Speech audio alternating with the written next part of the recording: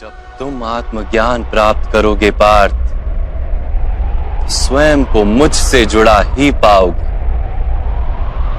तब तुम भी मेरी ही भांति स्वयं को परमात्मा के रूप में देखोगे।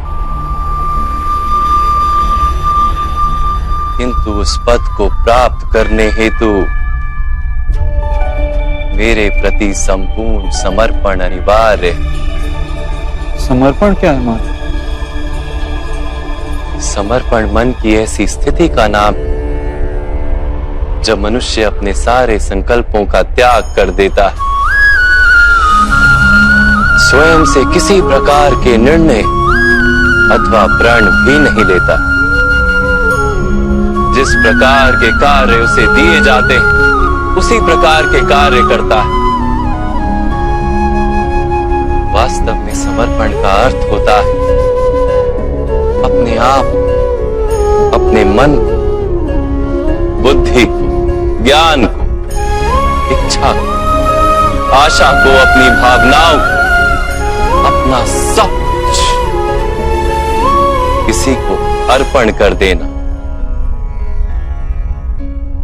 और ऐसे समर्पण को भक्ति कहते हैं।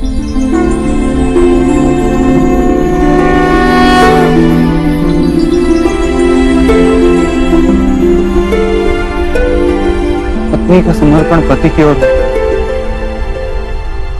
एक योद्धा का समर्पण सेनापति की ओर, एक शिष्य के हृदय में गुरु भक्ति होती है। क्या ये सारी भक्तियां एक समान? क्या सबको ईश्वर की प्राप्ति होती है? नहीं पार्थ, मनुष्य जिसके प्रति समर्पित होता है उसी के रूप में ढलने लगता है। उसके मन में कोई संदेह, कोई प्रश्न जन्म नहीं लेता। किसी दुष्ट के प्रति समर्पण उस मनुष्य के कार्यों को दूषित कर देता है।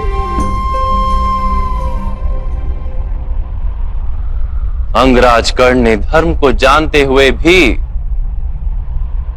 द्यूत सभा में पांचाली को अपशब्द कहे थे।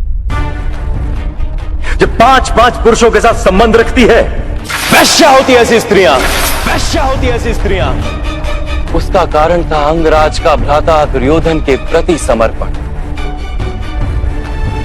इस युद्ध में उन्हें जो दंड मिलेगा वो किसी जन्म या जाति के लिए नहीं, अथवा एक दुष्ट के प्रति समर्पण के लिए उन्हें दंड मिलेगा।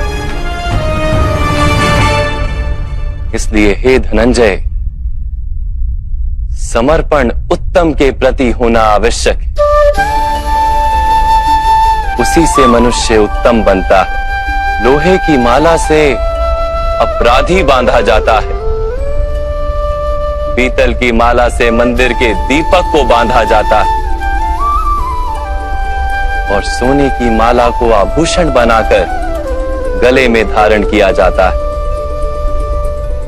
पति भक्ति, स्वामी भक्ति, मित्र भक्ति, ऐसी अनेक भक्तियां होती हैं पार्थ, किंतु सबसे श्रेष्ठ भक्ति तो परमात्मा की भक्ति होती है।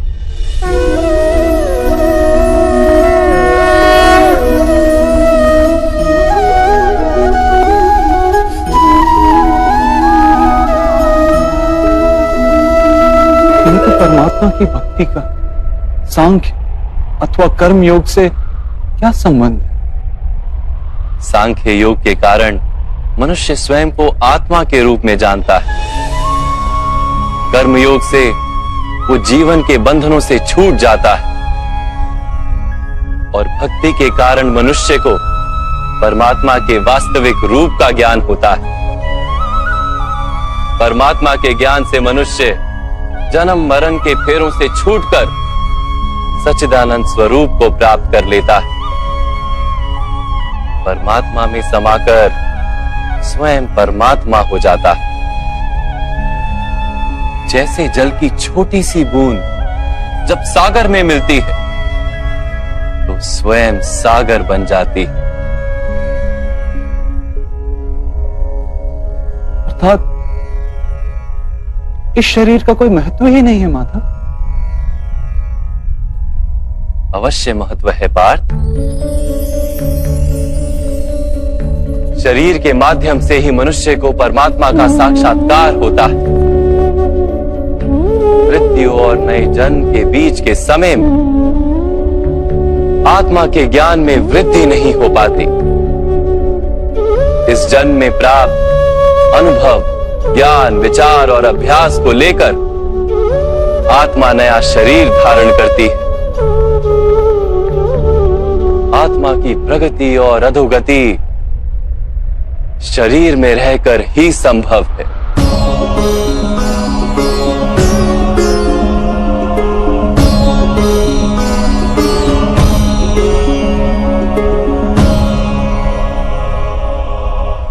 परंतु माधव, यहां उपस्थित व्यक्तियों का वध करके क्या हम उनके उद्धार की संभावना को नष्ट नहीं कर देंगे?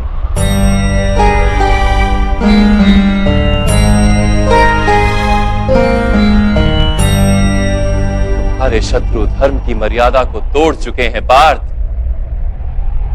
अधर्म ही उनका स्वभाव बन गया है। उनका उद्धार अब असंभव है।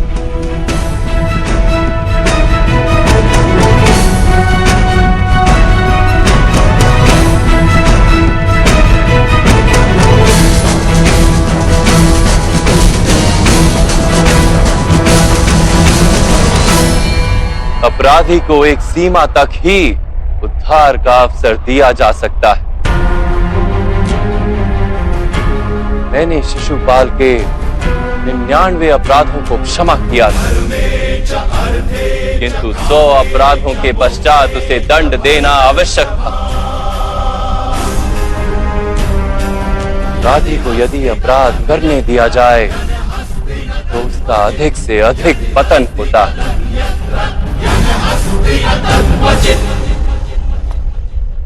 उसे अधर्म से रोकने में ही करुणा है धनंजय। ये आत्माएं मरेंगी नहीं।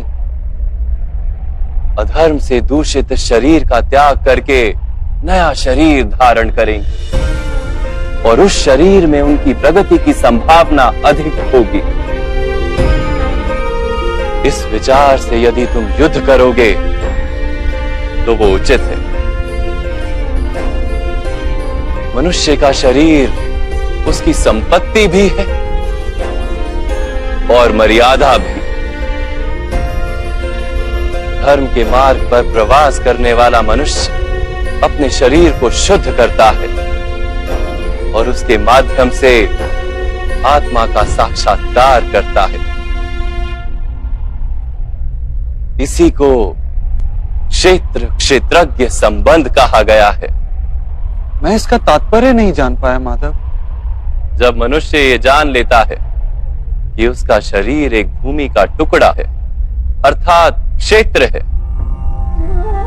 और वो उस शरीर में रहने वाला, उस शरीर को समझने वाला अर्थात क्षेत्रज्ञ है, तब वो शरीर के माध्यम से अपनी प्रगति साध पाता है। आत्मा शरीर में रहकर 3 गुणों का समतोलन करती है। तमस को घटाकर सत्व को बढ़ाने का उपाय करती है और ईश्वर की भक्ति करके परमात्मा के साथ एक हो जाती है। भक्ति कैसे की जाती है माधव? क्या समर्पण ही भक्ति नहीं? नहीं पार्थ, समर्पण तो भक्ति का प्रथम चरण है। वास्तव में भक्ति किसी कार्य का नाम नहीं, वो तो केवल मनस्थिति का नाम है। आवश्यक है कि मनुष्य जब तब यज्ञ, याग, यम, नियम, योग और स्वाध्याय के माध्यम से अपने अंतर को शुद्ध करे और परमात्मा के प्रति समर्पित रहे। मनुष्य अपने सारे कार्य, सभी कार्यों के फल, अपने जीवन का प्रत्येक श्वास परमात्मा को समर्पित करता रहे।